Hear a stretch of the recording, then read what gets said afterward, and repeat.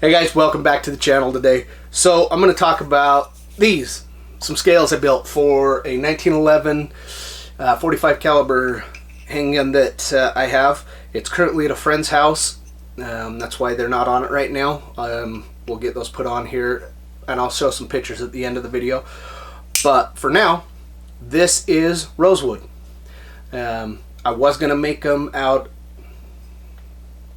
This is bloodwood.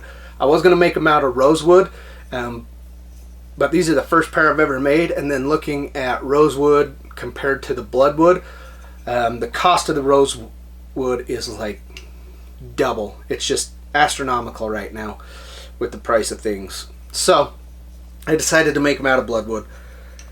So first we'll just go over some of the design elements real quick. You can kind of see that on there it's got my logo that I burned in there, and then it's got this stippling in it that will match the, you'll see in the pictures, it'll match the back spring retainer in the 1911, kind of the stippling it has.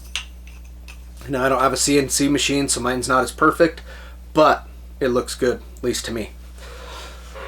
I started out just by cutting out 2 blanks out of rosewood, and then I took them out and I needed one flat side to go against the frame of the handle, and so I just used some sandpaper and a piece of plywood that I know is flat, and I just sanded it using a pencil to mark the back until it was all super even.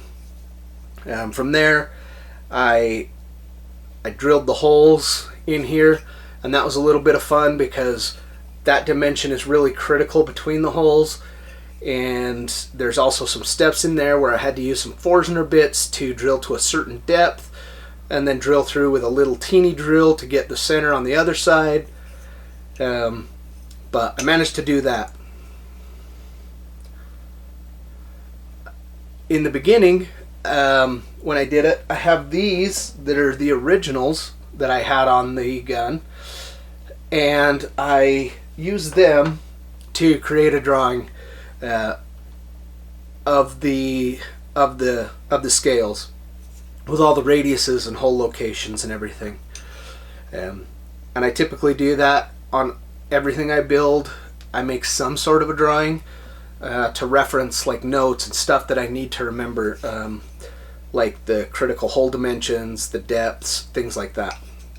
After I'd flattened the backs, I took it over to the bandsaw, and I had drawn some reference lines on there to give me just the general shape, and I buzzed those out at my bandsaw real quick, and then I took it over to the 2x72 grinder, and I finished right up to those lines basically.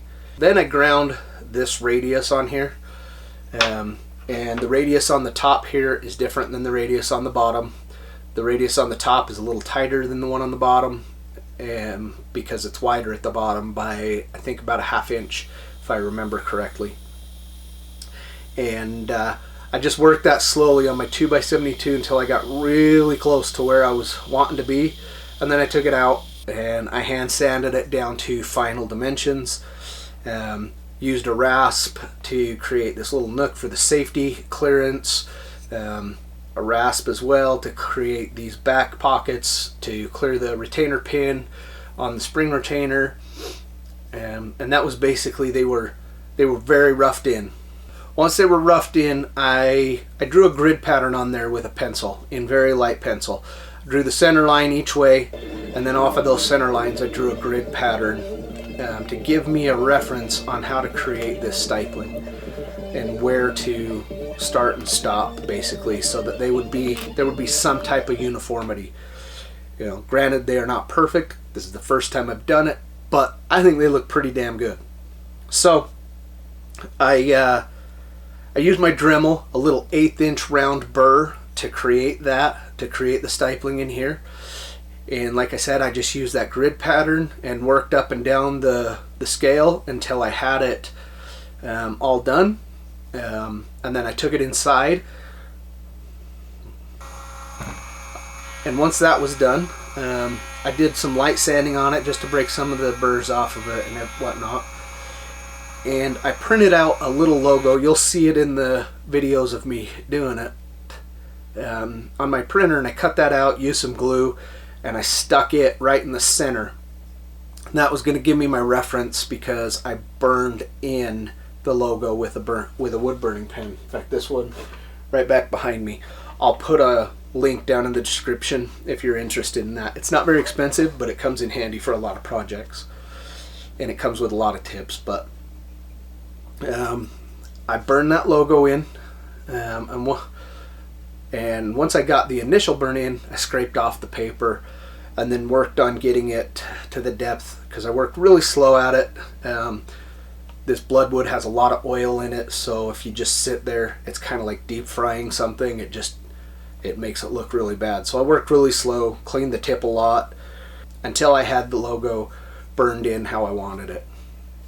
I took it out, I sanded it real quick to clean off all the pencil marks, to clean off any oil and everything that was on it, and then I did a quick coat of polyurethane. Now, I actually did 2 coats, and I did a light sanding in between, so that's what it's got on there.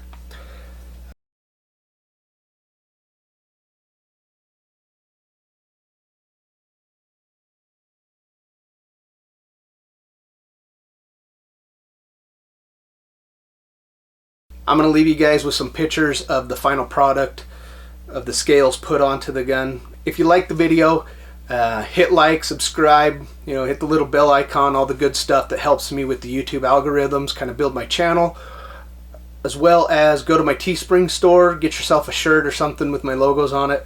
Here's some pictures of the final product. Thanks for watching, guys.